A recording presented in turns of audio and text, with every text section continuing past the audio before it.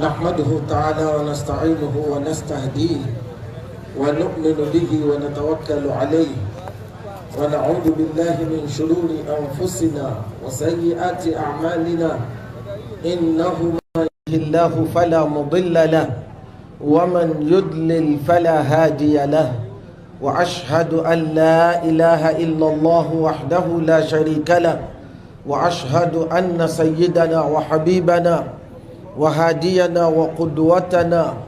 ونور قلوبنا وبهجة نفوسنا المبعوث رحمة للعالمين محمدا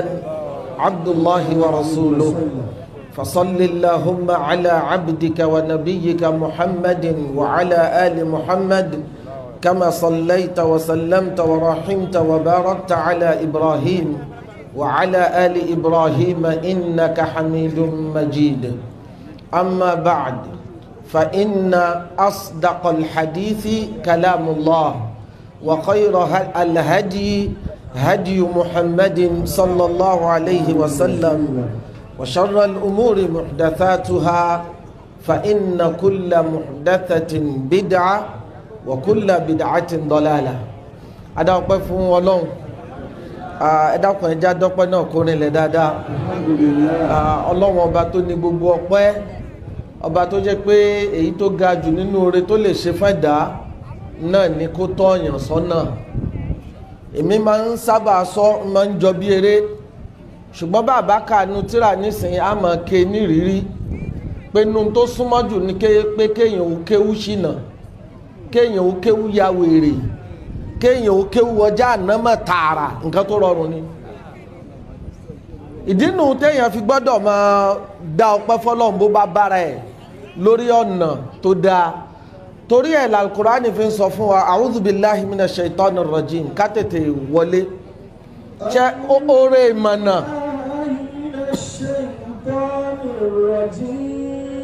oore ìtọ́sọ́nà ọlọ́run oore ìdáyà ọlọ́run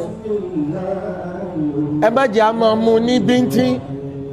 ká máa wò ó bí àjogúnbá àìjogúnbá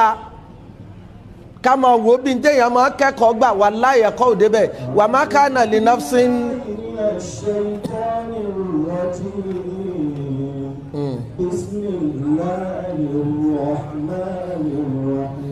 wà má kana li nafsin an tu'mina illa bi idhnillah. wà má kana li nafsin an tu'mina illa bi idhnillah. a lè dúpẹ́ fọlọ́run kó fi wá ṣe kòńgẹ́ sábàbí kan tó ṣe sábàbí ìmọ̀nà wa àmọ́ sábàbí nìtìká lára rẹ̀ kò tó dá fìyàn mọ̀nà bọ́lọ́run bá fìyàn ṣe kòńgẹ́.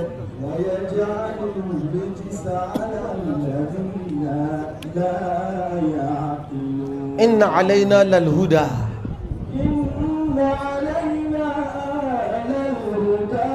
wa ala Allahi qasdu sabil. ومنها جائر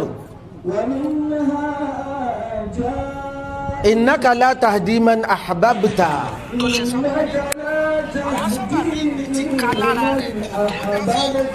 ولكن الله يهدي من يشاء ẹlákọ̀ gbogbo àwọn jàmáà tá ń bẹ bí ẹjá dá ọpẹ́ fọ́lọ́run kó rinlẹ̀ lórí oore Islam oore imani oore pọ́lọ́run ò yẹsẹ̀ wa kúrò níbi tó fi tàwọn olóríire tàná sí wàláhì ó tọpẹ́ adá ọpẹ́ fọ́lọ́run lórí oore rẹ̀ náà yókù lọ́kàn òjọ̀ kan tó ṣe lórí wa mélòó la fẹ́ kà wá in ta'uddu ni'matallahi la tuhsuha.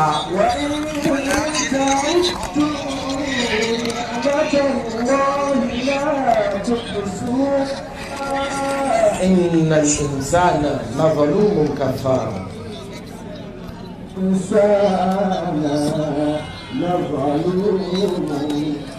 Ọlọ́run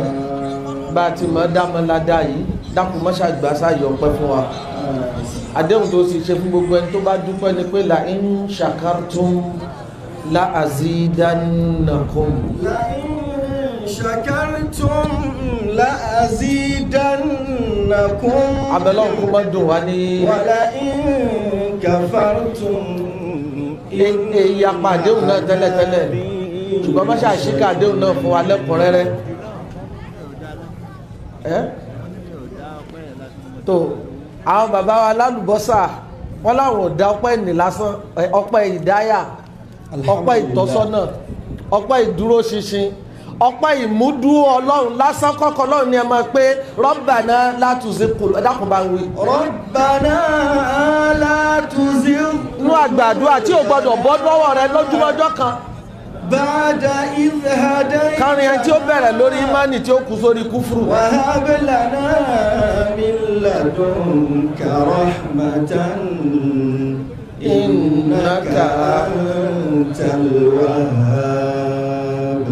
lẹ́yìn ọpẹ́ tá a ti dá fọ́lọ́run atọ̀rọ̀kẹ́ ọlọ́run ọba lẹ́kùnrẹ́rẹ́ fáṣáájú wa olùkọ́ wa àgbà olùtọ́sọ́nà wa òjíṣẹ́ ńlá nábì wa Muhammad sallallahu alayhi wa sallam. abẹ́lẹ́ ọmọ ṣàbáni lékún kẹ́ ń ṣe ọlọ́run kó bá wa lékún di ànábì sallallahu alayhi wa sallam kó bá wa pè sórí rẹ̀ kó kárí gbogbo ẹbí ará ìbátan tó bá ṣe Islam pàápàá jùlọ láì yẹ nìkan kánlẹ̀ gbogbo àwọn sàhábà tí wọ́n dúró tì í tíṣẹ́ náà fi rọrùn fún ànábì láti ṣe é jẹ́ fi sa'atil usra minal muhajirina wal ansar walladina taba'uhum bi ihsan ọlọ́run mọ́jú ẹnìkan kan lè rí wọn láìpẹ́. was-sabiquna al-awwalun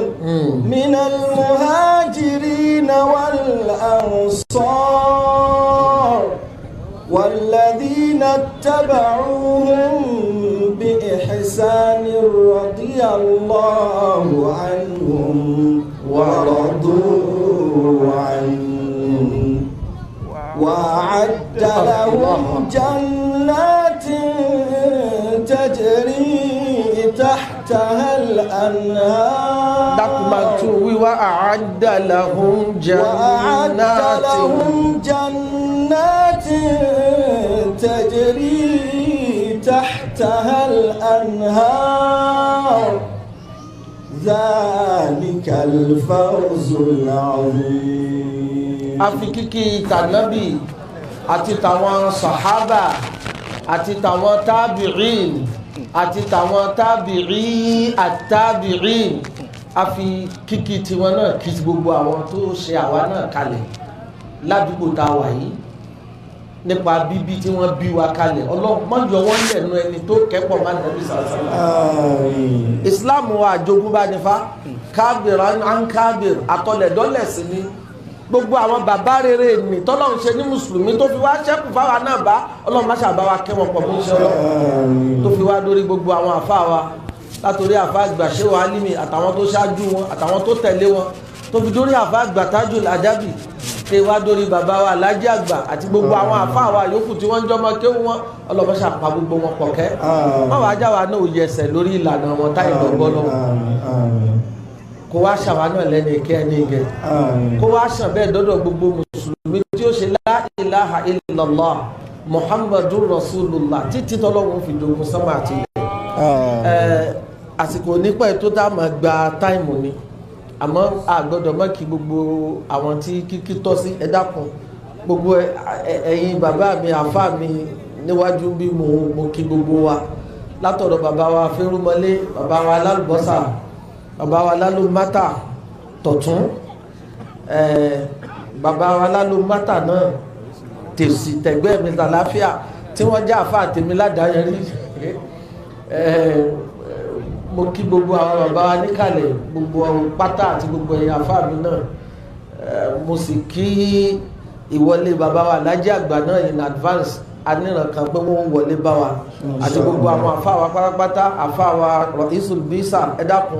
gbogbo ẹ̀yin ìyá wa látọ̀dọ̀ ìyá wa àgbà Mu'allimatu kárí gbogbo wa pátá náà la kí assalamu alaikum wa rahmatullahi ta'ala wa barakatuh. Wa alaikum assalam wa rahmatullahi ta'ala wa barakatuh. Iṣẹ́ tí wọ́n bẹ̀ wá lónìí òun náà ní ká pera wa sákèsí torí pé kò yí ẹlòmíì pé ilẹ̀ a máa yọ̀ nínú ẹ̀sìn èèyàn sì yọ̀ ṣubú gbà míì tí o sì ní dìde mọ́ bẹ́ẹ̀ tí ń wo ẹ̀sìn bó ti dùn tó bó ti jẹ́ sábàbí ọlà tó náà bẹ́ẹ̀ náà ló láwọn ibi tá a lè pè ní pitfalls slippery paths àwọn àyè ẹlẹgẹ́ tó yẹ pé bẹ́ẹ̀ yẹn ò bá ṣọ́ rìn bó bẹ́ẹ̀ ṣubú kà á tún dìde mọ́. Subhanallah. nínú tó wá burú jù láyé bẹ́ẹ̀ yẹn bá fẹ́ ṣàṣìṣe ni kéèyàn lọ ṣàṣìṣe tó ní í ṣe pẹ̀lú àdìọ́kàn ìpẹ́ nìkan kó lọ rí ọlọ́run fi hàn.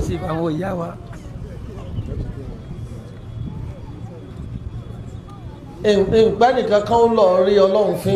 ṣe ń gbọ́ mi yé ṣùgbọ́n wàláhì ẹni tọ́lọ́run fẹ́ kẹ́ tí ó gẹ̀ ní wá kò wẹ́ni tí ó jẹ yá lórí ẹ̀ṣẹ̀ kan in tó bá mú èèyàn tọ́ síyà lọ́dọ̀ ọlọ́run káì bẹ́ẹ̀ bá yẹ̀ wò dáadáa ìwọ náà mọ̀ pé o ti ṣe kọjá yà o ti ṣe kọjá yà. wọ́n lẹ́nìkan ó mutí yó ibi títí mutí yó náà ló ti lọ rìn kàbàkàbà tó ta gọ́gọ́ ó lọ kó sí gọ́tà ó forí la kankéré ló bá bẹ̀ jásárì kìámọ̀ ṣẹ́rí pàtì gbọ̀ngàn búnú bí ó ti burú tó wà lẹ́ẹ̀ni ẹnu ẹnìkan ò gbà pé ọmọ náà ni bó ti burú tó nìna tí ò láǹfààní àti túbá kò sẹ́ni ó lè sọ tí ó fìdí rẹ̀ bó ti lọ iná ni ó lọ jó àfàìmọ̀ kó máa yẹ pé wọ́n lọ́wọ́ ó fi pààrọ̀ rẹ̀ gan nuná bọ́lọ̀ bá lóun ó forí jìta ní òbí bá kìídà ò bá ti dàrú lọ́dọ̀ rẹ̀ bí mánì rẹ̀ ò bá ti yí gẹ́ tí ò bá ti yọ̀ ṣubú lágbègbè àwọn ibi tí ò látúnṣe agbègbè tawhid. ọ̀rọ̀ náà wá di ká tètè padà sílé nísìn ọ̀pọ̀lọpọ̀ nǹkan la máa ń take for granted pé ṣebí nǹkan bíntín ni ṣe bó ti yáwọn èèyàn ó ti wá yáwọn àfáà náà nísìn pé baba ńlá mistake ni lásán kànábì tẹ̀pẹ̀lẹ̀ mọ́rọ̀ tawhid ọ̀rọ̀ gbàgbọ́ fódìndí ọdún 13 tó fẹ́ mọ́ràn nǹkan mí Mádínà ṣùgbọ́n nísìn àwọn tó ṣe kókó tó ṣe pàtàkì agbélẹ̀ àrán àwọn nǹkan mí làárán iná lẹ́fì máa wá rí pé ẹ̀sìn wa ń dàrú máwọn èèyàn lọ́wọ́ níbi tí ń sìn tí ń dàrú wà láì ibi tó pààyàn lẹ́kùn ni kókó iṣẹ́ tí wọ́n bẹ̀ wá lónìí pé kájọ gbéyẹ̀wò òun náà ni kí ni ipò tí àwọn Ṣaḥābah òjíṣẹ́ Ọlọ́run tí wọ́n wà nínú ìgbàgbọ́ mùsùlùmí kó lè mọ̀ pé àwọn kankan wọ́n sopọ̀ mọ́ra wọn a sì gbìyànjú láti sọ manzila wọn ipò wọn tọ́lọ́run yàn fún wọn kìí ṣe ipò tá ń rà fún wọn o ipò tọ́lọ́run gangan tó yàn fún wọn ipò tá nábì fi wọ́n sí wàláhì àfi bẹ́ẹ̀ yóò bá tún ṣàbòsí tó bá yẹ pé èèyàn máa ń ra nǹkan ní àfà wàláhì wọ́n tún mẹ́rìtì ẹ̀ wọ́n rà á ọlọ́run ò déédéé tà fún wọn ní ti ìfarajìn ní ti níná ní ti gbogbo tá a pé ìjùsílẹ̀ kídímá gbogbo téèyàn ó pè ní sacrifices yányán wàláhì wọ́n tún ṣe kí wá nípò tí wọ́n wà sí Islam tiẹ̀ bọ́rọ̀ àwọn Ṣaḥābah ti rí bó ti jẹ́lẹ́gẹ́ tó ní èèyàn lè mọ tara wọn jẹ́ mùmínì bí yóò bá sì ṣọ́ra Ọlọ́run lè má gbàṣẹ́ èèyàn ó lè tara wọn lùsì Islam àti ìmánì rẹ̀ ṣùgbọ́n mo fẹ́ kọ́kọ́ jẹ́ nǹkan kan yé wa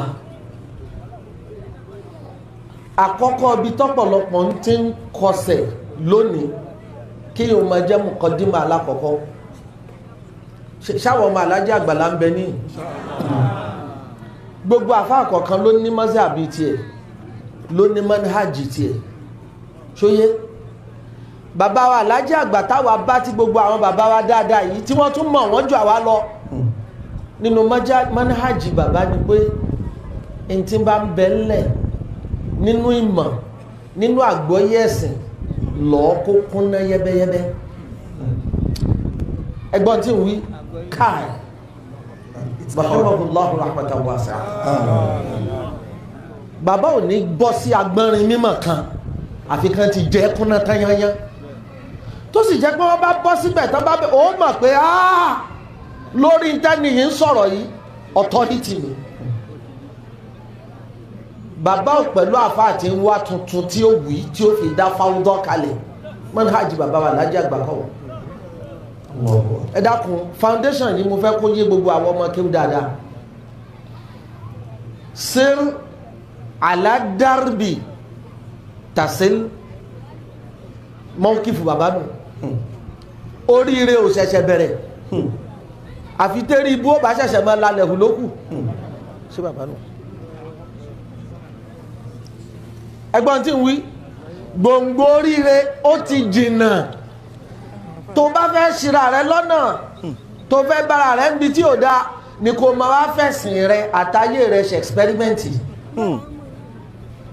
kó o sì lè mọ̀ pé bí tí bàbá dúró sí ni ibẹ̀ lọ́nà láti inú fatia ní ti júwe bọ́lọ́hun ti tọ́ bàbá sọ́nà ní ti júwe rẹ̀ fún ọ àfà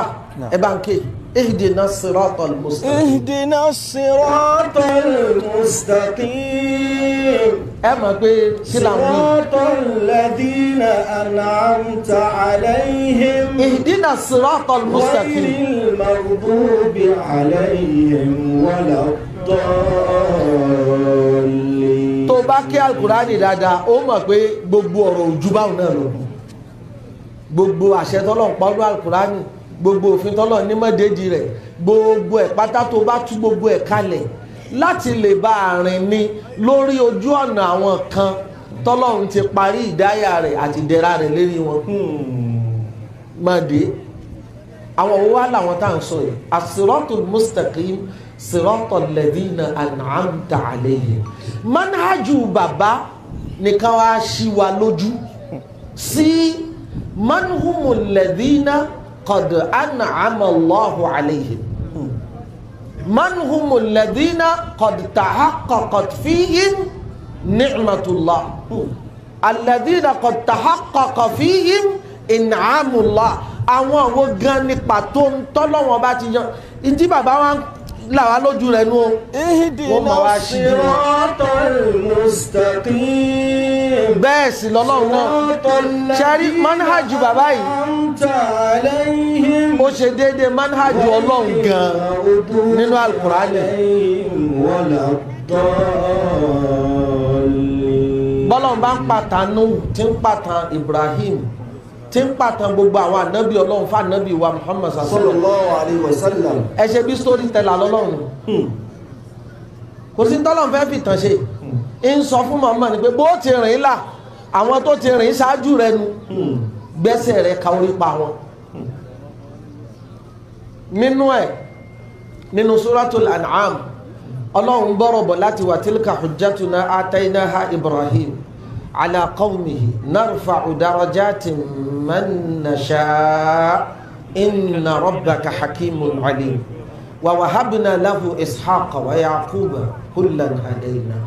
kullan nígbà tó Ọlọ́run sọ pé kullan hadayna fáwọn yìí ànábì yìí ń bẹ lẹ́nu iṣẹ́ lọ́wọ́ ìyìn ń bẹ lẹ́ni tí ẹ̀rù àti bọ̀tán ń bà tóun náà ń bẹ lọ́run pé Ọlọ́run má ṣàjẹ́ ń ṣíra dáadáa bí àwọn tó ṣáájú mi wa nuhan hadayna min qabl wa min dhurriyyatihi dawuda wa sulaymana wa ayuba wa musa wa harun wa kadhalika najzil muhsinin wa zakariya wa yahya wa ilyasa wa lutan wa kullan faddalna ala alalamin wa ismaila wal yasa'a wa yunusa wa lutan wa kullan faddalna ala alalamin ẹ kí máa ó wá tó lọ ó padà wá sọ fún ànábì pé ulaika alladhina hada Allah ó ráwọn ànábì tá a kà yìí àwọn tí ìtọ́sọ́nà èmi Ọlọ́run ti parí lórí wọn làwọn yìí ọ̀rọ̀ ṣé wọ́n ṣeré wọ́n ṣeré kò sí ágúmẹ́ǹtì kankan lórí pé só lórí ire ni wọ́n àbí wọ́n sọ̀kalẹ̀ re táwọn yìí ní ti parí fabihudahum iqtadi mọ́mọ́ má ṣe tiẹ̀ lọ́tọ̀ yà gbẹ́sẹ̀ rẹ lé orí pa wọn kul ma kuntu bid'an minar rusul declare àfáyé tábàrò pé tuntun kan ló mú wá wí fún wọn pé ìmú tuntun kankan wá nínú àwọn ànábì Ọlọ́run ládàáyẹrí wàtábì mílàtà Ibrahim hanifa wọn máa ń sọ ilé ìsíwájú nínú sábàbí ìṣìnà tó káyé lónìí nípa àwọn àfáà tí wá kúndùn pé bí n bá ṣáà ti gbá máìkì mú kí n sọ kí nìkan tẹ́nìkan ò gbọ́ tó bá yẹ pé tẹ́nìkan ò gbọ́ yìí ló fẹ́ máa sọ tuntun ló fẹ́ máa sọ ó fẹ́ fẹ́ ẹ̀sìn rẹ àtàlámọ̀rí rẹ ó fẹ́ fi ṣe experiment ni bí ó bá sì bí ó bàbá ẹni tí ó ṣẹ̀sìn Islam yìí tí ó ṣe é là ẹ dákun ẹ gbọ́ mi ilẹ̀ ni tó bá mọ̀ ọ́ tẹ̀lé àlétìbá sírò nàjà sírò fàlà àti ṣàṣeyọrí ní Islam kì í ṣe àti máa dọpọlọ láàmú kì í ṣe àti máa dá fáwọ́dọ́lẹ̀ kì í ṣe àti kàn máa mú kinní kan wá pé lọ́rọ̀ tó yẹ pé kódà ládùúgbò wa ń bì náà afẹ́ ẹ̀mọ́ gbọ́rú ẹ̀ rí èyí ò lè fi irú ọ̀rọ̀ báwọn sí lọ́rùn báàlì jẹ́nà ó bá kún ni ó yẹ kó ti kún báyìí. Subhanallah walhamdulillah astaghfirullah la ilaha illallah subhanallah walhamdulillah astaghfirullah la ilaha illallah subhanallah walhamdulillah astaghfirullah la ilaha illallah subhanallah walhamdulillah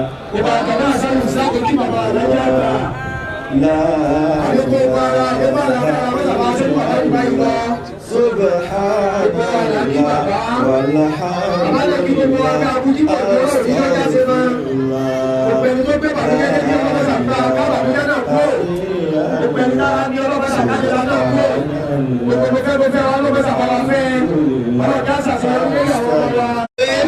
University, Polytechnic, Adabiyah, HND, SC,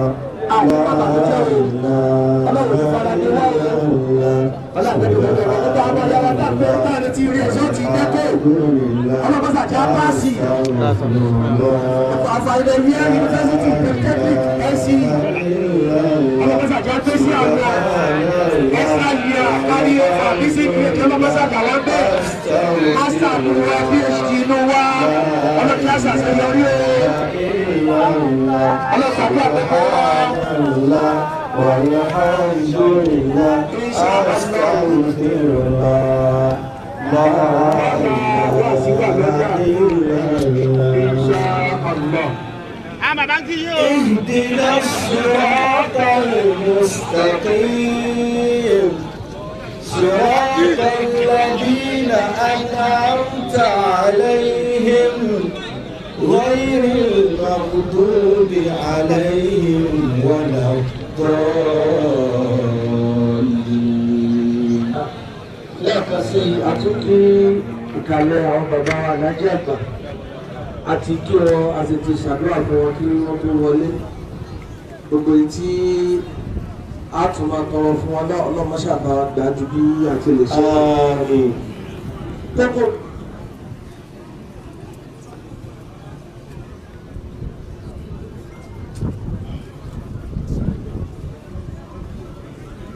pẹ́pọ̀ tí à ń gbìyànjú láti sọ fúnra wa ni pé ìwọ ọmọ ìyá mi tó fẹ́ bọ́ lọ́hùn pẹ̀lẹ́pẹ̀lẹ́ tó fẹ́ bára rẹ ní sáfù àwọn ẹni rẹ dákun má fi ẹ̀sìn rẹ má fi ṣe experiment. ṣá agbọ́ kókó kan yé. a sì ń sọ fún wa pé bàbá wa alájà àgbà táwa jókòó tì ní manhaji tiwọn kì í ṣe ká máa fi tuntun rúgbó. èyí tí ń bẹ́ẹ̀lẹ̀ nù mọ̀ bó láṣẹ lọ kú tí ó kọ́ná yẹ́bẹ́yẹ́bẹ́ báwa ti mọ bàbá sínú àlítìbà bí ìbá ṣàyè yìí àyè yìí nìkan lè mímọ̀ téèyàn ti lè tú súratul ikhlas fódìndí 30 ọjọ́ àwẹ̀ tí ó sì fi kan pè kan.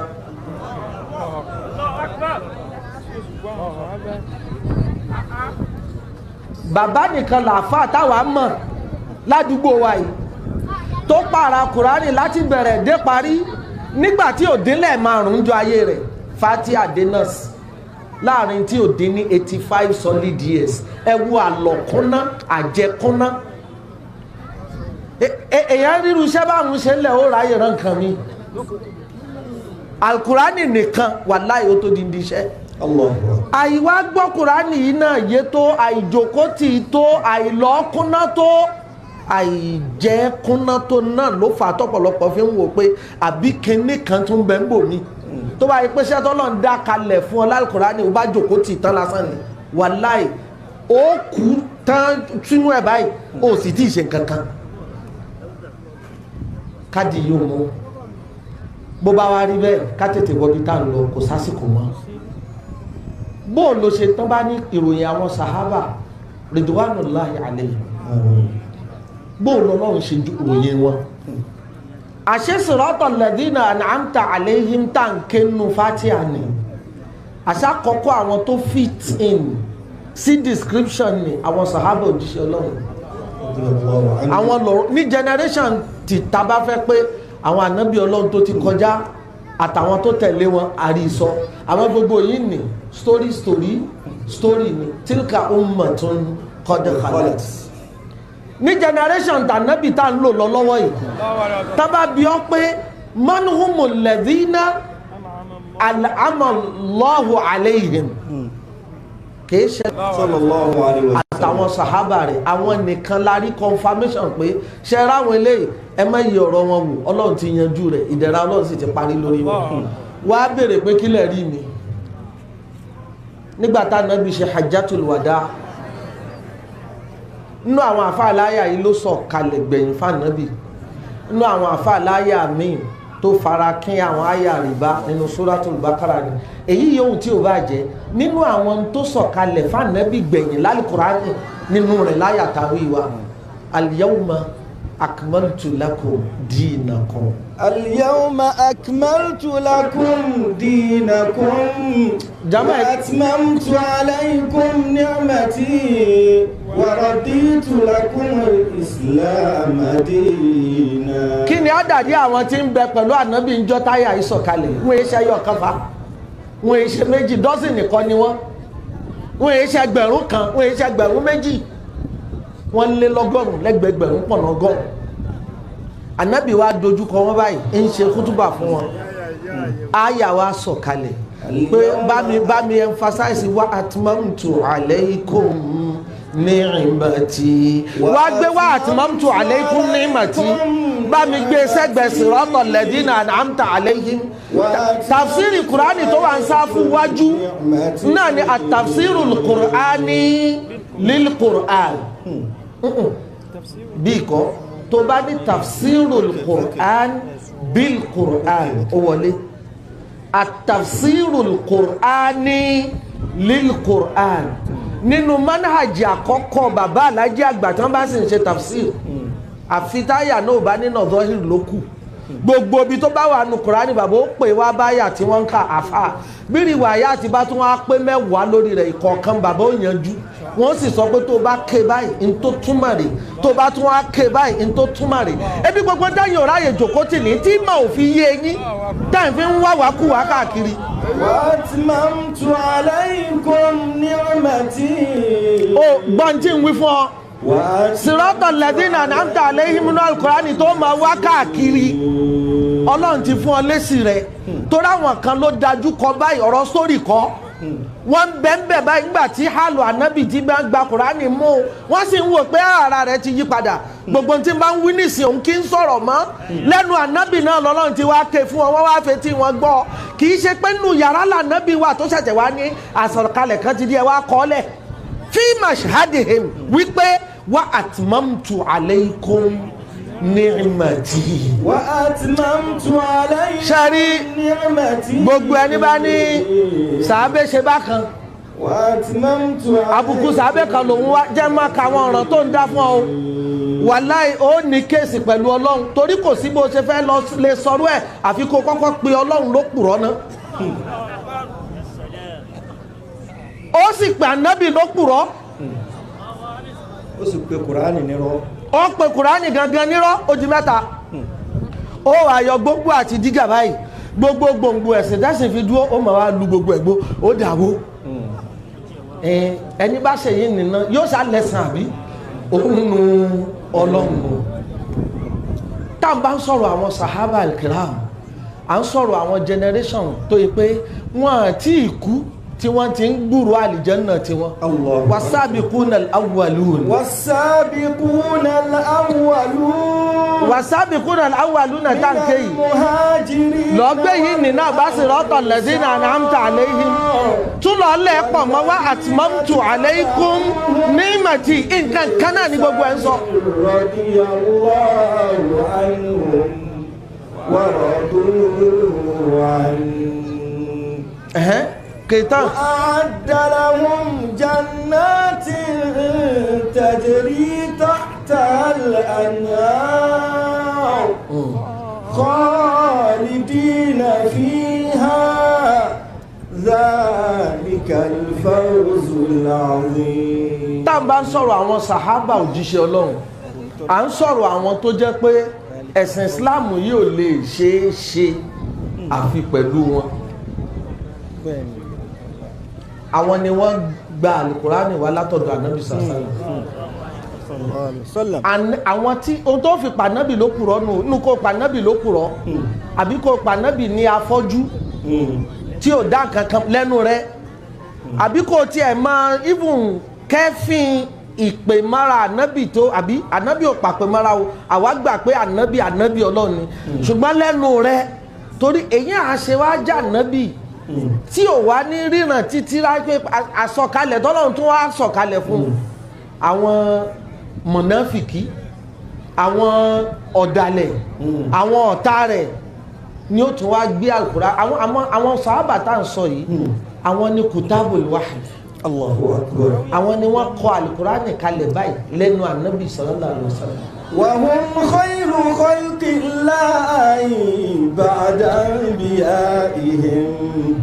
بهم يقتدي في الدين كل من اقتدى. kó lè máa mọ àwọn ọ̀ràn tó dáa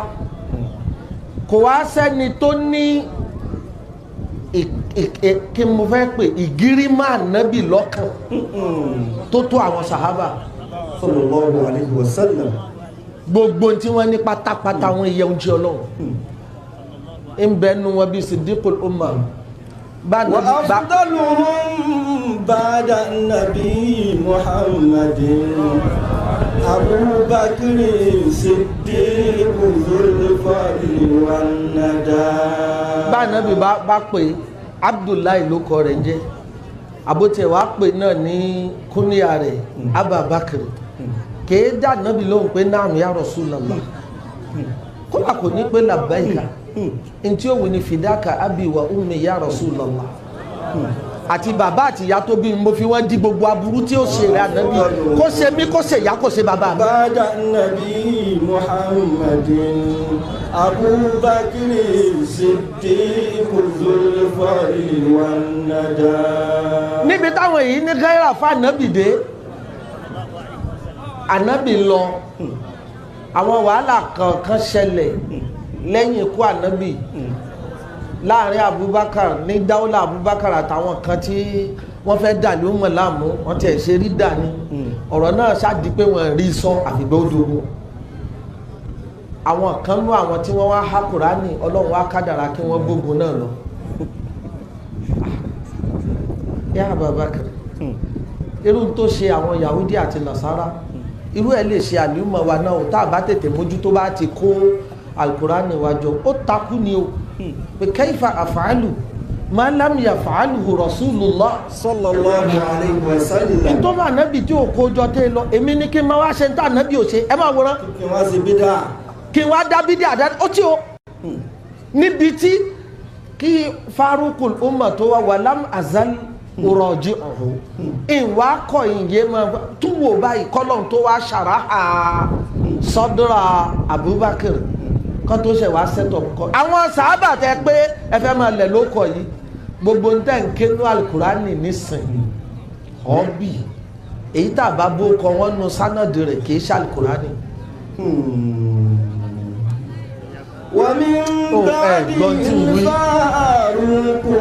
èyí yòówù nù rìwáyà àti kùránì tó bá gbà mú. وقد كان للإسلام bó jẹ́ Hafs ni bá ní tẹ́bá wà àwọn tí kùránì tán kọ́nú ni kutiba hadha al-mushaf wa dubita ala ma yuwafiqu riwayata Hafsin an Asim عن أبي النجيد الكوفي عن عبدالرحمن السلمي عن علي بن أبي طالب عن أبي بن كعب عن زيد بن ثابت عن عثمان بن عفان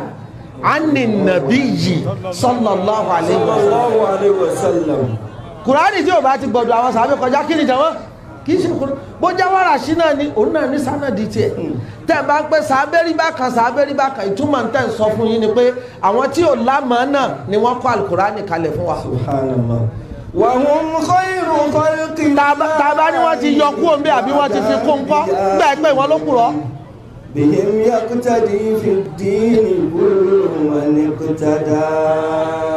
sàábẹ́ tá a lè àtẹnujẹ mọ́ ìkà máa ń wá nǹkan wí nífa bó bá ti ní nǹkan gbà tí ó gbowó lọ́wọ́ àwọn èèyàn yóò bá máa kàdísì gbà nábì wí báyìí bẹ́ẹ̀ bá yọ àdísì tiẹ̀ nìkan Abu Hurairah ní sọ̀hún tiẹ̀ nìkan tẹ́ bá yọ àdísì tiẹ̀ nìkan kó nu gbogbo àdísì Abu Hurairah nígbà mọ́ wàláì kò sẹ́ni tí ó rí Islam ṣe kò sẹ́ni tí ó nírun kí ẹ̀ lè ra àwẹ̀ gbà kò síbi ẹ bọ́ sí nínú fíkìlì Islami tẹ́ ní rí Abi Hurairah radiyallahu anhu. Subhanallah àwọn bíbí wọn máa fa àbùkù kan nábì púpọ̀ wàláì wọ́n ń pa nábì ò lọ́lọ́hun béèyàn bá jẹ́ ábìdí gan lásán tí èyí ṣe ànábì tó kàn jẹ́ ni ó mọ́ rásá ọlọ́run ò ní kó sí páńpẹ́ báwọn ará òfù yóò tiẹ̀ lálàá yóò ní fìrásà ẹ wá ń pé ẹ̀gbọ́n tá à ń wí àwọn tí wọ́n fẹ́ pa ànábì sì gbé ọmọ wọn sílé ká lè bá fún níwọ̀ jẹ́ ẹ sì bẹ̀rù ọlọ́run ẹ gbọ́ kéèyàn pé Abubakar àti Umar wọ́n pẹ̀lú àwọn mùnáfìkì kan tán dètè kan gbọ́ ogun Tabuk kọ́nà tó wá tó àṣírí wọn fún ànábì láti pa ànábì wa mọ̀ bẹ́ẹ̀ ìsìn tún yìí ń bá Hafsa gbélé ìsìn tún yìí ń jẹun. وعثمان ذو النورين قد مات صائما وقد قام بالقرآن دهرا تهجيا. nǹkan gbìyànjú àti sọ àwọn pọ́ìntì kọ̀ọ̀kan torí kò sásìkò tá a mọ̀ fi jarọ wọn bó lọ́lọ́run pé àwọn Ṣaḥābah ní alukurani kí lànàbí sì sọ ń pa wọn àwọn sàábé lọ́lọ́run lẹ́pọ̀ má nàbí gbò sọ pé wá idha qīla lahum bó o bá ti ṣẹ̀sìn rẹ bíi tiwọn ẹ̀sìn ló ń ṣe kí mo rí jàmọ́ ẹni tí ò bá ti fẹ̀sìn rẹ̀ ju àwọn Ṣaḥābah kí mo ní ṣe ẹ̀sìn kí lè rí rẹ̀ wá idha qīla lahum āminū kamā āmana an-nās bá a bá ń sọ fáwọn àwọn rú wọn báyìí tí gbogbo tí ń ṣẹlẹ̀ yìí kìí ṣe tuntun láyé ànábì náà nírú wọn ti wà àwọn àyà tó sì tọ́ka sírú wọn náà mẹ́ bàbá wí fún wọn pé ẹ ṣẹ̀sìn bá ànábì ṣe ṣẹ̀sìn ẹ jẹ́ gbàgbọ́ yín kọjọ tán bá ń sọ pé násù nú àyà ànábì àtàwọn sàábé rẹ̀ lọ́lọ́run rí fàásì wọ́n ní anúmínú kámà àmànà sùfàhà ṣáwà láàmà wá gbàgbọ́ àmà ṣẹ̀sìn bí àwọn ọ̀dẹ̀ àwọn tí ò rọ̀ ọ̀kan irú wa yìí láàárọ̀ ọ̀kan ẹ dákun jẹ̀mọ́ kí n mo wí lẹ́ẹ̀kan kí n bẹ̀rẹ̀ ọ̀rọ̀ mi olóríire nínú ẹ̀sìn yìí tí ó ṣàsìnlá lẹ́ni tó bá mọ̀ ọ́n kó gẹ́gẹ́ bá ànábì ti lélẹ̀ gbọ́n tí ń wíyé àlítìbá sírù nàjà sírù fàlà o fẹ́ ṣàṣeyọrí mọ́dàmú ara rẹ̀ ṣáàtì tẹ̀lé ànábì tẹ̀lé ànábì tó bá sì fẹ́ mọ̀ báwo ló ti tẹ̀lé ànábì àfi kó fi tàwọn tó bá ànábì tí directly làwọn gbà Ibn al-Qayyim al-Jawzi rahimahullah ẹ má jẹ́ nìkan ó dẹ́rù báyìí ẹ̀yìn bìkan ní gbogbo ọmọ al-ilmu qala Allahu qala Rasuluhu al-ilmu qala Allahu qala Rasuluhu já al-ilmu qala Allahu qala Rasuluhu ohun Kùránì ló fi ń kọ́ ní ọba ìtí jẹ́mà ni Ọlọ́run wí èmi sì lè fi gbogbo ẹnu sọ kúrò mo lè búra sí tẹ́rù àti gbàwẹ̀ rẹ̀ ò bà mí tó bá yẹ pé níbi tá a ti jòkó ti Ọlọ́run wí Ọlọ́run mọ́jáyè yóò di nǹkan mi o kò síbi kankan téèyàn ti gbọ́ authoritative pé Ọlọ́run wí ìmọ̀ ká tú Ọlọ́run wí kọ́lá Allahu ta'ala palẹ̀ headquarter rẹ̀ láwàáyé kò sí ṣákù mẹ́ wa khayru umuri ddini èyí tó ti ń jẹ́ ìmọ̀ lẹ́yìn Ọlọ́run wí qala rasuluhu qala rasuluhu náà làwọn sàhábà wí ọlọ́mọṣẹ́ àkẹ́ bàbá alájà gbà tán bá kọ́wọ́ ṣe mọ̀kárá náà gbogbo àwọn àyà tìtàn wọ́n tún máa wá kó àwọn àhádìsì Sahih Bukhari jáde táà láì sọ àsọgbọnú táà bá ń sọ̀rọ̀ authority ní gbogbo ilẹ̀ Yorùbá yìí filfikihil maliki bàbá ò dérú nígbà ayé wọn ntì ní òní fi ń sọ fún ọ pé tó bá jọmọ alájà àgbà àjẹkúnná àlọkúnná ti ń bẹ́lẹ̀ ìní kò rán ọmọ tuntun wa mọ́mù tuntun ó yẹ ipá sin Ọlọ́run bá ṣe sin lọ́dá fi kò sí tuntun kankan dẹ́ àfẹ́rí ibú àforí ibú ni ó hù lẹ́ tuntun ó bá yẹ pé ẹ̀sìn tí ń bẹ́lẹ̀ ni rán lọ́kúnná jẹ́kúnná bó ń bá ti ń lọ́kúnná tó ní òmò yí ọ sí làlùbáríkà ó sì máa kún fún ọ sí Ọlọ́run mọ̀ tún wá tàn mọ́lẹ̀ sí fún ọ sí manhaj ti bàbá nù ẹni bàbá wa khalifa alákọ̀ọ́kọ́ lọ́dọ̀ wa ń bì wọn a máa sábà dá wa kàkan tán máa fi ń parí wá sí pé gbogbo ọ̀rọ̀ tí Olúwa mi ò sọ àtẹ̀yí tànàbì mi ò wí táwọnú Kùránì táwọ̀bá tàtúnwọnú hadisi tààrí àtúnwọnú fúru àtàwọ̀bá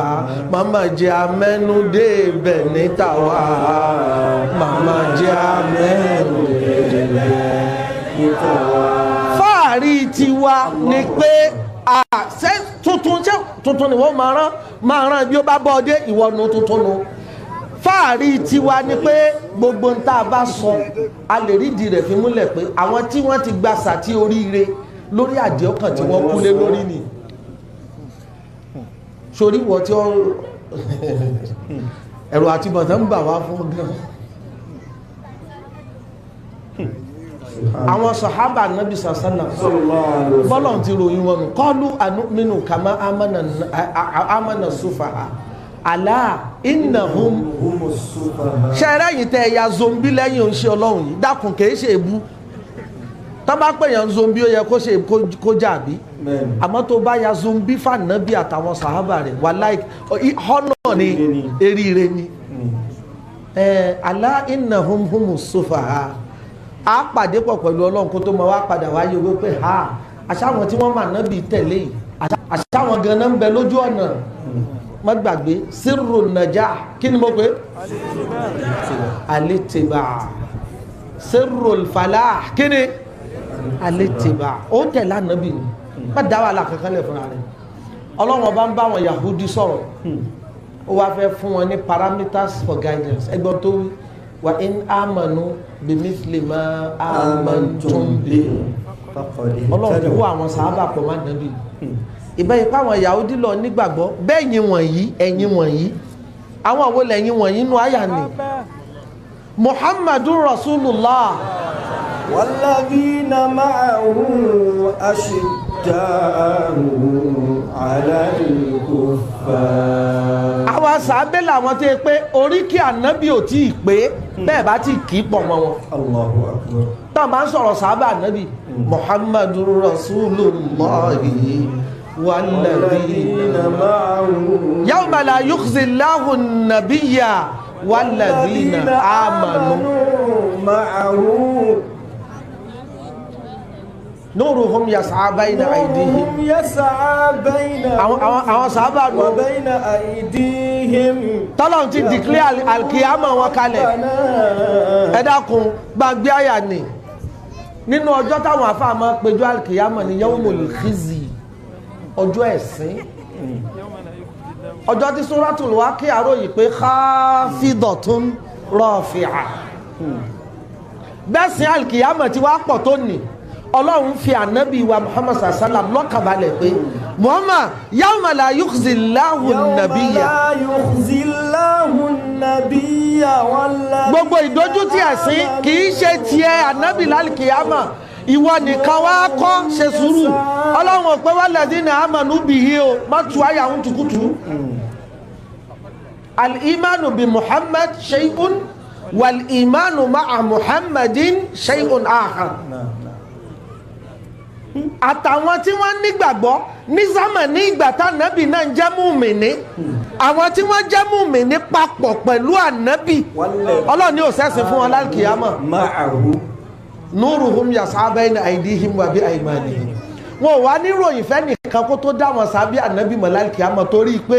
ojú wọn báyìí yóò máa tàn ní fún mọ́lẹ̀ bí òrùn bíìmù ìmọ́lẹ̀ wájú wọn ó lọ kìlómítàs láwọn èèyàn máa wọ pé irú ìran àwọn ìdáwò nìyí làwọn onímọ̀lẹ̀ fitifiti náà ní àwọn aráàlú wọn yòókù pé rọ́bà náà àti mímúlà náà ń rọ̀ náà wà fún bá ìpẹ́sẹ̀ náà lásìgbà tí mọ̀lẹ̀ tí wọ́n ò fi èyí tí ò fi tàn dáadáa bíi tàwọn yòókù ìfà fún ìlànà dùnúbà náà àwọn sàábì ànábì nù ọlọ́run ò sọ̀rọ̀ wọn láyé nìkan ó tún ti wá sọ̀rọ̀ wọn náà lálkìyámà bí alukurani ti pè wọ́n ní ọlọ́run kí wọ́n bá ànábì ni ó fi wọ́n ṣe umar náà nínú àdísì tó sì sahih ni pé nígbà tí ọlọ́run fẹ́ gbé ànábì dìde nadara Allahu fi qulubil ibad ọlọ́run wọ kan gbogbo àwọn èèyàn tí ń bẹ láyé ńjọ́ náà fa alfa aw kama qala aw kama ruwiya fil hadith qalba Muhammadin sallallahu alayhi wa sallam asfa adhara al-qulub fastafahu li risalatihi ọlọ́run wa rí pọ́kàn ànábì wa Muhammad sallallahu alaihi wasallam ọkàn rẹ̀ ló mọ́jú nínú gbogbo ẹ̀dá ọlọ́run wa ṣànábì yàn fúnṣẹ́ rẹ̀ lẹ́yìn ànábì náà ó tún wá àwọn wo ló tún dá lásán kọ́ lọ́lọ́run tó Abubakar Siddiq àti Umar pọ̀ mọ́ ànábì o ọlọ́run ló yàn wọ́n fún hadith tó sahih ni inú tó sì fi mọ̀pọ́lọ́ ló yàn wọ́n fún ni pé tó bá ké Muhammadun Rasulullah táì máa ń gbádùn ni ó padà bá débi dhalika mathaluhum fi Tawrah àsọ́lẹ̀ Abubakar Siddiq àsọ́lẹ̀ Umar àsọ́lẹ̀ Uthman bin Affan Abdulrahman bin Auf àsọ́lẹ̀ wọn ti ń bẹnu àtàwọ́rá kódà ká nàbí ò tó dé Allahu Akbar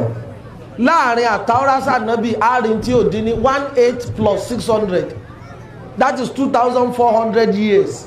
ní bẹ láàrin àtàwọ́rá àtànábì àtànábì Muhammad ká àtàwọ́rá wá tó dé lọ́lọ́run ti ní dhalika mathaluhum àpèjúwe àwọn ọmọlẹ́yìn ànábì àtànábì in ti ń bẹnu àtàwọ́rá kó tó dé just brief historical knockout tí àkábádé tí wọ́n sọ fún ọ pé Abubakar àti Umar wọ́n jàǹbá Sayyidina Ali ni wọ́n gba kìláfà lọ́wọ́ rẹ̀ òpùrọ́ ni jẹ́ ìsọ̀dí tó fi dókùrọ̀ fún ọ àkọ́kọ́ Abubakar Siddiq tẹ́ rí ni wọ́n bímọ fún Àlí lẹ́yìn ikú ànábì kìí ṣe pé lójú ayé ànábì o lẹ́yìn ikú ànábì kò wá rókọ̀ míì tí ó sọ tayọ kí ni Abubakar nínú kúní àtàlẹ̀ fún Ali ibn Abi Talib ní Abu Abi Bakrin ó bí ọmọ tó sọ ní Abubakar èyí wọn kéré o ǹjẹ́ ẹ mọ̀ pé Umaru méjì ní bẹnu ọmọ Tálíbì ìkànṣe bí à ń dàgbà díẹ̀ nu wọn wọn a máa pè kan ní Umarul Atraf àti Umarul Ashraf ọmọ ta ni mo pè wọ́n èyí tí mo pè ní Ashraf yìí kí wọ́n tó bí yóò fẹ́ tó bí 30 years lẹ́yìn hijira tó fi hàn wá gedegbe pé ń lọ bí 20 ọdún fẹ́ pé àbí kó lé lẹ́yìn ikú ànábì kan tó bí àwọn míì nínú khilafa Umaru gangan wọ́n bí Ali ò wá ló kọ míì tí ó sọ tayọ kí ni ìwọ sọ ọmọ ló kọ tá rẹ kẹta o àna ni Ali bun Abi Talib àti Umaru bun al-Khattab radiyallahu anhu ẹgbọ́ khalifa Ali ó tọrọ ọmọ lọ́wọ́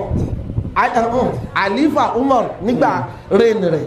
ó tọrọ ọmọ lọ́dọ̀ Ali sì fọmọ fún kì í wá sọmọ lásán kò fún Umar láwọn ọmọ ìyàwó rẹ̀ míì látọ̀dọ̀ àwọn obìnrin míì o ọmọ ìyàwó Fatima gangan tó jọmọ ọmọ Ànábì wala ṣọ́ọ̀tà ń bẹ láàrin wọn. Mustafa wa ibn ammi waqad kana habran bí bàbá fẹ́ máa sọ wa sayyida bàbá wí á pé Usman bin Affan dúnú rẹ̀ ní àbí ó fọmọ Ànábì kan ó kú ó tún fẹ́ mi tún mú lọlé lónìí ọmọ Ànábì mẹ́ta ni Usman fẹ́. wa Usmanu dhun-nurayni qad mata méjì direct látọ̀dọ̀ Fatima ọmọ tí Zainab náà tún bí fọ́kọ rẹ̀ Usman bin àgbà ojú kòkòrò pé ẹ̀jẹ̀ mi ṣàgbọ́dọ̀ dàpọ̀ mọ́ta Ànábì Ọlọ́run má jẹ́ ṣàṣẹ ẹ̀jẹ̀ mi gbọ́dọ̀ pa àbá ó tún lọ ranjú mọ́ ọmọ Zainab àfìgbọ́ fẹ́ níranjú ti dáadáa ni nítorí ní ti ṣojú kòkòrò dáadáa ni ẹ̀rí báyìí Ali ó sọ ọmọ Abubakar ọmọ Ali méjì ní jẹ́ Umaru kódà àwọn apá kan tán fẹ́ máa sọ àrídìí rẹ̀ fi múlẹ̀ pé ṣé Fatima bímọ míì fàlì tó ju Hassan àti Hussein lọ arápá kan tàn tí ń sọ pé Umar bun Ali bun Abi Talib ni tí wọ́n fi ń pè ní àṣírọ́fù ni pé ọ̀nà méjì lòun gbà jẹ́ sheriff ìjẹ́ sheriff kan látọ̀dọ̀ ànábì through Fatima àti ìjọmọ Ali àmọ́tọ̀ ò fìdí ẹ̀ múlẹ̀ ṣùgbọ́n tẹ́nìkan kan ò lè jáyàn ni pé ọmọ méjì ni Umaru bí tó sì sọ ní Ali bí tó sì sọ ní kíni Umaru ó sọmọ rẹ̀ ní Abubakar ó tún fi ọmọ bíbí inú rẹ̀ ó tún fi fún ta ni báwọn ṣíyà ó bá wá pé gbogbo àwọn ànábì gbogbo sábí ànábì ló di kèfèrí lẹ́yìn ànábì àfàwọn ẹ̀ka oró kan lọ́dọ̀ àwọn kan kò ju 3 lọ lọ́dọ̀ àwọn kan kò ju 5 lọ ṣẹ́rí tẹ́ bá kó gbogbo àdìsí táwọn 5 yìí gbà wá tẹ́ bá lẹ fẹ́ kọ́ kalẹ̀ kò pójú ewé méjì ẹ wo tá a fẹ́ sọ nínú Islam ẹ gbọ́ gbogbo àwọn 5 ìdẹ kó gbogbo wọn palẹ̀ ìrò pé kùtábùl wáyé ò sínú wọn sínú mukthirun la fi riwayatil Qur'an wala fi riwayatil hadith ẹgbọ́n tí ń wí ẹ wo treasures tẹ́ẹ̀tì sọnù ẹ wà pé bẹ́ẹ̀ yóò bá ti nígbàgbọ́ nínú ìmáàmù 12 kan kìí ṣe mùsùlùmí ó de èkè àjàrọ̀ wọn nísìn bó jẹ́ fàbú náà ni o bó jẹ́ kan ni o làákà ipò ń bẹ story ẹ bá ń pè story wọ́n níjọ́ kan àwọn àfáàfẹ́ ṣe debate lórí ọ̀rọ̀ shiism wọ́n wá ń retí àfáàwà àgbà kan ìtàn náà gbé wá pé àfáàwà Ahmad bin Hanbal ni rahimahullah wọ́n nígbà tí ó wà dágbo ó wá bọ́ bàtà lẹ́nu ọ̀nà ó wá kó bàtà rẹ̀ sí abíyá ó gbé àbí àwọn míì ní bó ó gbé sórí ni kò wọ bàtà lẹ́sẹ̀ ó wá ṣe àwọn èèyàn lè mọ̀ pé àyè ṣe eléyìí abnormal àbọ̀rọ̀mọ́ wá pa bàtà má bí apá bàtà lẹ́sẹ̀ olóhùn káànú ìwé ìtàn kan ni wípé láyé ànábì àwọn ṣíà wọ́n kúndùn kí wọ́n máa jí bàtà ẹ máa gbọ́ ò ẹ tí gbọ́rọ̀ wọ́n kúndùn kábà máa jí bàtà lòún fi pa bá bẹ́ lẹ́nu àwọn ṣíà náà ló ti wá jáde pé haba ìmámù ṣé ṣíà ń bẹ láyé ànábì ni ẹ gbádùn mi ni mọ́mù bá ní òkè nígbà tí ò bá ti sí ṣíà láyé ànábì kí wàá lájò kó tá máa dìbéètì sí dìbéètì ti tán. يا لائمي في حبهم àbí ọ̀rọ̀ kí la máa sọ lórí níta ànábì ò mọ̀ sí. تأمل هداك الله. èèyàn ṣe é bèsì ẹ̀sìn lórí inú níbí ni ọ̀tẹ̀ àtọdúnmọ́dún. Umaru Ali tẹ́ ń pè ní ọ̀tá àwọn sàhábà yìí òun ni gọ́fùnà Madina bí Wike ti ń darí Abuja lábẹ́ Tinubu rí nísìn Minister for Federal Capital Territory láyé Khilafa Umar Ali bun Abi Talib ó sì ṣiṣẹ́ pẹ̀lú rẹ̀. Abubakar náà yàn láwọn iṣẹ́ tó jẹ́ṣẹ́ ìlú ó ṣe báyà fún ó fọmọ fún wọn. Níparí ẹ dákun mo rí pé eléyìí náà nítumọ̀ ṣùgbọ́n mo kàn fẹ́ fún wa láwọn nǹkan tán bá ń pé kíní ó dáa ẹ ti rí nísìnyí pé àlí bímọ rẹpẹtẹ àyíbẹ̀kọ́ tó bá sì jẹ́ pé ìjà àwọn ọmọ ẹbí ànábì là ń pè ọmọ Fátímà nìkan kó gbẹ̀yìn ànábì o ẹ lọ tún tàn wò dáadáa o ọmọ Fátímà nìkan kọ́ ló ṣe kí ni tó bá wá jẹ́ pé Fátímà Zahra òun nìkan la bá fẹ́ wá dìmú náà Fátímà ò bímọ kan o at least ó fẹsẹ̀ rinlẹ̀ pé Fátímà bí Hasan tó jẹ́ gbọ́n Hasan yìí sì ní Dáúdù Ali bùn Abi Talib òun ní mo pé kí ni èyí àṣetò pé gbàtẹ́mọ̀ wá yọ àwọn ìmámù yín ẹ wá yọ gbogbo àwọn àrọmọdọ́mọ Hasan tó jẹ́ Dáúdù tó jẹ́ Khalifa Ali ẹ yọ gbogbo wọn dànù ẹsẹ̀ mẹ́ta ni tí ṣíìsìmù dúró lé lórí ń sáré yan gbogbo ẹ̀ láàrin ìṣẹ́jú kan àwọn Yahudi wọ́n fẹ́ dojú Islam bolẹ̀ wọ́n sì ti rí i pé ẹ̀sìn yóò ṣe é bájà mọ́ láti ta kò ṣe é kojú ẹ jẹ́ àwọnú ẹ̀ ká darapọ̀ mọ́ wọn ká wá dá wọn rúgúdù kankan lẹ̀ Abdullahi ibn Saba làkọ́kọ́ ẹni tó kọ́kọ́ pèpè sí ìmọ̀ jẹ́ Shi'atu Ali Yahudi ni ìwọ ọjọ́ náà tí wọ́n ti lélẹ̀ sínú Islam làwọn kan ṣẹ̀ṣẹ̀ ń kó jẹ yìí nígbà àwọn ò jàjẹ kúnná kéwú tí wọn ò lọ àlọ́ kúnná kéwú. inni bari'un min rijalin tashayya'un. táyà bá rí bàbá tán máa ń sá fún nǹkan kan àbí tí wọ́n. bari'un min rijalin tashayya'un. ẹsẹ̀ mélòó mo lójú olé lórí ẹsẹ̀ kejì tọ̀tẹ̀ àwọn Persians àwọn Iranians tẹ́ ń rí ni àwọn ni lords ayé ń gbà náà pẹ̀lú àwọn Romans àwọn lágbàwọ̀ wà German kankan adaranjẹ wọ́n mọ̀ wọ́n sí ìdúró mísánà yìí wà inni bari'un min rijalin tashayya'un. ṣùgbọ́n gbà tí Islam dé Islam jẹjà wọn tọ́ba wa bí pé ní ayé ta ló di pé ìjọba àwọn Persians ó ṣubú sábẹ́ Islam nígbà khilafa Umar ibn al-Khattab ni èyí ni ló bá tó pé ọ̀tá wọn number one wọn lè má ṣe pèlè lórí lójoojúmọ́ bí wọ́n bá ti ń kírun irun wo náà wọ́n ń kí tẹ́lẹ̀ Allahumma la'an sanamay Quraysh wabnatayhima bí wọ́n ti wí inú Ọlọ́run làánà àwọn òòṣà méjèèjì Quraysh Abubakar ni wọ́n àìlẹ́kọ̀ọ́ gan ni Ọlọ́run kó foríjì wá àbáwọn bàbá wa gan wọn kọ́ wa ká máa pe Abubakar sangiliti nílọrin yìí a fi Sayyidina sí àyíbẹ̀kọ́ bá a ti bá lọ́dọ̀ àwọn bàbá Sayyidina Abubakar Sayyidina Umaru Sayyidina Ali bá a ti máa pè nù ọlọ́mọṣẹ́ àyàfi mi pé ń pọ́kù Abubakar sangiliti Sayyidina Abubakar Sayyidina agbọ́dọ̀ dá gbogbo àṣà yí padà má pọ̀ kọ sàbẹ̀ kan mọ́ láì fi Sayyidina síwájú rẹ̀ èyí ló máa fi ràlbáríkà fúnra rẹ̀ Umar ó paná wọn tí wọ́n máa bọ ó sì bíríngì wọn sọ́n àfà ọ̀tàjọ́ náà àfà ṣe sùúrù kèétán lẹ́dọ̀ ní àwa ọmọ wa jẹ́rú lábẹ́ àwọn lárúbáwá lásán odòdì ayà tún wọ́n ni iná wọn fi lọ gbá kídà ìsìnà àṣàríyà wá pé ìmámù méjìlá ànábì ò sọ̀rọ̀ kankan lórí ìmámù méjìlá kankan àwọn wọn lọ ẹ wá wò ń gbà wọn wà á ka àwọn ìmámù wọn méjìlá ẹ mọ̀ para àlí wọn fẹ́ gbà wọlé toró ń lọkọ ìyàwó Fatima tán fẹ́ lọ́ra wọn pọ̀ mọ́ wọn lálí Dáúdù àlí tí ń jẹ́ Hasan àbúrò àlí tí ń jẹ́ Hussein ṣe wá rí láti imam number 4 títí dé imam number 12 ọmọ Hussein nìkan ni ó nídìí o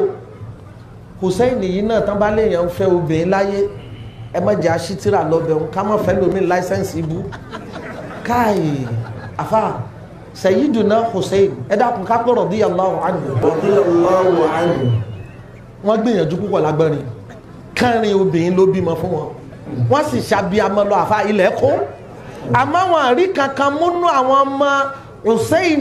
míì láti jẹ́ ìmáàmù àfàwọn ọmọ tí obìnrin pàṣíà rẹ̀ tó fẹ́ tó bí fún wọn ẹ gbọ́ láti lè lọ leadership Islam bẹ̀rẹ̀ ṣáwà lọ̀gá yín tẹ́lẹ̀ wá rò pé jẹjà wa ó dáa àwa náà wà kídà kan dìde àwọn ọmọ wa tó jẹ́ tiwa nìkan nílẹ̀ gbogbo yóò mọ̀ wá sìn ẹ̀gbọ́n tí ń wí àwọn tí wọ́n yàn ní Hussein tó fi dórí Jafar Sadiq dé àti kejìlá wọn tí wọ́n ló wọlẹ̀ síbì kan báwọn kiri ó ti máa kọ amọ̀nà tètè wa káwọn ń retí kiri kan àwọn náà bẹ́ẹ̀ bí tán pè mọ́mú wọn kejìlá nísìnyí pé yóò jáde níbi tó ẹ mọ̀ wọ àkídà gbogbo wọn pátá wọn wá jẹ́ ọmọ Hussein látọ̀dọ̀ ìyàwó rẹ̀ ọmọ Iran gbogbo àwọn obìnrin yòókù tán ṣàbíamọ fún Umaru fún Hussein èyí ṣe táwọn ọmọ Hussein là ń wí Hussein nísìn ọmọ àlí in tí wọ́n fi lẹ̀ mọ́ Hussein ní wí fún yín o àṣírí Hussein ni pé ó fi ọmọ wọn ní Persia wọ́n wá fẹ́ kó gbogbo wa lẹ́rú bí ìgbà ká pé ìlú kan àti ìlú kan wọ́n jagun ìlú kan wá jẹjà wọn tó kán wá lọ fi ọmọ fún àwọn táwọn ń jọba ń bí wọ́n wá fọmọ wọn fún ìhìn kí wọ́n ní ókè níbẹ̀ àwọn náà o ṣe rò pé dìfìtì wa ni kò ní rí bẹ́ẹ̀ àwọn ọmọ wa nìkan ni ó mọ̀ jẹ politics tí ń bẹnu ṣíìsìmù ni bí ò bá rí bẹ́ẹ̀ ẹ ṣe wá mú ọ̀tẹ̀ àtọ́dún àlífà jẹ àlílò yẹ kó jẹ àlífà àlíkó yóò jẹ àlífà ojú ànábì ò fọ́ ànábì rẹ̀ ní bẹ́ẹ̀ nígbàtí ò lè jáde lọ kírun mọ́ tó ní mur ababakirin yusalli bin nas ẹ sọ fún Abubakar irun ìjọ tó ànábì gbogbo òun ìjọ tó dípá ànábì padà gbẹ́mìí wọ́n padà di pé wọ́n ń gbé wá mọ́ṣáláṣí ó kí àwọn kan níjòkó ìgbà tí ò wá ṣe é ṣe mọ́ ebóra lè ń bẹ̀ kó tó pé mur ababakirin ẹ má jẹ́ ká máa tàn yín pé ànábì ní kí àlí káwọn èèyàn mú tákàdá wá káwọn akọ kínní kan tí wọ́n fi ní sọnù láì irọ́ wọn ń pa lóòótọ́ lànábì sọ pé ẹjẹ́ ń sọ ṣe rí téèyàn bá ka àwọn àdáàsì ìgbà àárẹ̀ ẹ̀kú ànábì sallallahu alayhi wa sallam bá ànábì ti ń ṣe gbogbo àwọn àdìsí yẹn ẹ rí i pé ọ̀pọ̀lọpọ̀ wọ́n delved on different topics and issues at a time níṣe pé àmọ̀gbà tí ó yà torí ànábì ti mọ̀ pé òun lọ ànábì kan wà desperate gbogbo tí ń bẹ lọ́kàn rẹ̀ níṣà ń pọ̀ síta nígbà míì yóò tún ká kọ́tìnì yóò máa fohùn ránṣẹ́ sínú mọ́ṣáláṣí yóò máa sọ̀rọ̀ nísọ̀rọ̀ pé n gbọ́dọ̀ kú àfi kí nǹkan kan gbọ́dọ̀ ṣẹ́kù nínú tọ́lọ́run fi mọ̀ mí láì jẹ́ pé mo fi nàlúmọ̀ yìí lábẹ́ bẹ́ẹ̀ náà lànàbì ni ẹ̀ lọ́múwe wá àwọn Umaru sì express opinion rẹ̀ pé náà látàdé ló mọ intamasactum bihima kí ló tún fẹ́ kọ fún wa lẹ́yìn Kùránì ànájẹ́ àárẹ̀ ló mú wọn ànábì ta là ṣé èèyàn ká ànábì ta làárẹ̀ ò lè mú ta ni ò lè ṣèrànràn bí high fever bá mú ó dáa in tó wá má ànábì níjọ́ ìtẹ́fì wá já wọn rọ ẹ sọ fún wọn ìjọ ṣẹlẹ̀ yìí ìjọ Thursday ló ṣẹlẹ̀ ìjọ Monday lànábì kú ànábì sì padà gun mímbàrí lẹ́yìn Thursday mu tó sì báwọn èèyàn sọ̀rọ̀ táwọn èèyàn sì gbọ́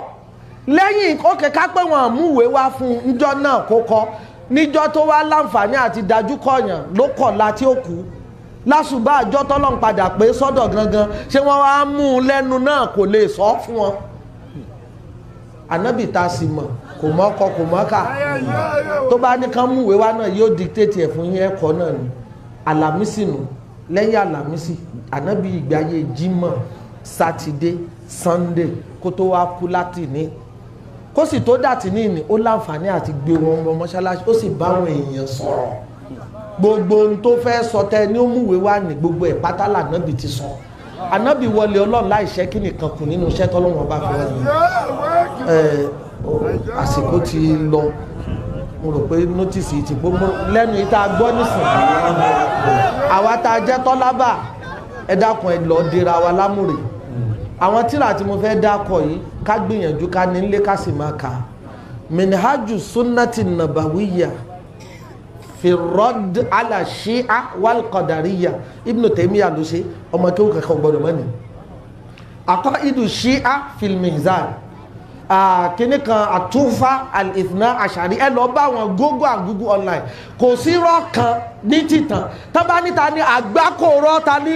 nínú usulu mazhabi shi'i al-kadhibu ìkànnì ẹni tí ó jogún kógún kíní máa pàjẹmọ́ káì ìtàn kan lè wà authentic lórí ó lè wà authentic nídìí wọ́n sì fi kan mọ́ láàrin wọ́n sì so pọ̀ wọ́n sì mú variant míì jáde kò sádìsì kankan lábẹ́ ọ̀run tó wà mọ̀rìwí bí sànádì yìí tó ever sọ pé Abubakar à ń sì ń sọ with all authority ẹni ó bá mọ̀ pé òun ní kó gbé jáde bí sànádì yìí kó gbé jáde pé Huzaifa amina nabi tá nabi fàṣírí sí Ọlọ́run padà tó àṣírí àwọn tó fẹ́ ṣe mí láburú fún mi o pé Huzaifa wá dákọ Abubakar ó wá dárúkọ Umaru mọ́nú àwọn tó fẹ́ pètè ànábì wọ́n gé àdìsí ń lórí wọ́n géńdì wọ́n wá lọ mọ́rọ̀ ẹnìkan tí Ìmáàmù Bukhari máa lo àdìsí rẹ̀ fílmù alákọ̀tì ní òfin tàlíkọ̀tì yìí kò lo àdìsí ẹyọ kan nù sọ̀híhẹ̀ wọ́n á lọ ọjọ́ máa kó sọ wọ́n sì sọ ọ́ sí lẹ́nu náà ni zikiru kò síbi Huzaifa ti dalẹ̀ ànábì nù bẹ́ẹ̀ bá mọ báwọn sàábẹ̀ tí máa ṣe kó the highest tó lè ṣe pẹ̀lú yẹn nípa wọn míì ẹ̀rú bà wọ́n látara àfọkànbalẹ̀ wọ́n lọ bá pé ṣànábì ò ṣàkákọ̀ mi kúnnú àwọn mùnáfìkì kó sì fi wọ́n lọ́kàn balẹ̀ pé o sí nínú wọn gáyà tó ṣe nù kò sádìsì náà lábẹ́ ọ̀run tó tẹ́nìkan lè gbé jáde bí sànádì tó wá dákọ̀ Abubakar tòun ti bá Abubakar tí a bá ànábì mọ ọ̀rọ̀ last minute ni mur Ababakirin yusolli bin nas ọ̀rọ̀ ọjọ́ kan ọjọ́ méjì tànábì olò láyé ànábì sì mọ̀ pé Abubakar ló fẹ́ pa òun ó sì tún ní kó máa lọ kírun fáwọn èèyàn ebe náà ló padà di sábà bí táwọn èèyàn lò pé ńgbà tànábì bàbá lè fa ànábì lè fi ife èèyàn so lórí wa níbi ẹ̀sìn wa kí ló dé táwa náà lè fẹ́ni náà lámọ̀ náà lórí ayé wa ẹni tànábì ti fún lámọ̀ náà lórí ẹ̀sìn wa kí látún máa wá jayàn lórí pé ta ni kó jẹ khalifa sí kí ni mo pè pìlẹ̀ àkídà ṣíà irọ́ tẹ́ bá gbọ́ irọ́ làbí ògbólógbò irọ́ plus ṣíìsìmù ní jẹ́ bẹ́ẹ̀ gbọ́rọ̀ kan bá ti wá láti bẹ̀rù tí ò bá ti yọ pé eléyìí ò jọ ń ta gbọ́ látọ̀dọ̀ alájí àgbà kó tètè yá mọ̀ pé ara àwọn rọ́hùn ni sàábé kan tó jẹ́ sàábé ànábì kan kámátì wàá pẹ̀lú àwọn Abubakar àti Umaru ni kò sí kankan nu wọn tí wọ́n gbìyànjú àti pànábì bá ànábì bá mọ̀ bẹ́ẹ̀ kò ní máa jóúnjẹ ọmọ wọn Hafusa ìyàwó ànábì ni ń dáná fún Aisha ìyàwó ànábì ni ń dáná fún ànábì sì ń jẹun rẹ̀ ń sì ń sùn tì í kódà ńgbà tá ànábì ó kú kò kú yàrá ìyàwó Aisha ó sọ fáwọn obìnrin yòókù ni bá rẹ̀ ti dé ìlẹ̀ mọ́ kó kí mọ́ gbogbo yẹn yọ̀ǹda mi síbí gbogbo ẹni ó bá ànábì yàrá Aisha náà ti mú orí ìtàn ànábì báyìí orí ìtàn Aisha báyìí lànábì dákẹ́ sí kí ọ̀rọ̀ á pé yíhun ọ̀tá ànábì ni ànábì ti wẹ̀ ìṣàfọ́jú authentic ànábì lànábì wa tó níwà yìí tí mi sí Ọlọ́run tẹ̀lé ní gbogbo ìgbà nǹkan ò ní burú tó bá nǹkan ànábì bá rí ẹ má gbọ́ gbogbo ọ̀rọ̀ báwọn níparí ń tún parí ọ̀rọ̀ mi pẹ̀lú wákàtí mo dálẹ̀ kan pé gbogbo ọ̀rọ̀ èyí tó Ọlọ́run mi ò sọ àtèyí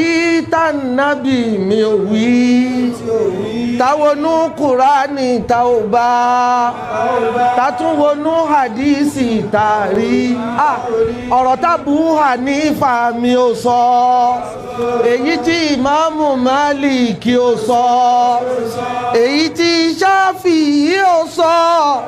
àtèyí tí Ahmadu bonu Hanbali ò wí ọ̀rọ̀ tí aláàjì àgbà ò sọ tí bàbá alágége ò wí tí bàbá alágbàájì ò sọ táwọnú gbogbo tíra àwọn àfáà tó gbádùn ta ò bá bàjẹ́ mẹ́nu dé bẹ́ẹ̀ ní tèmi.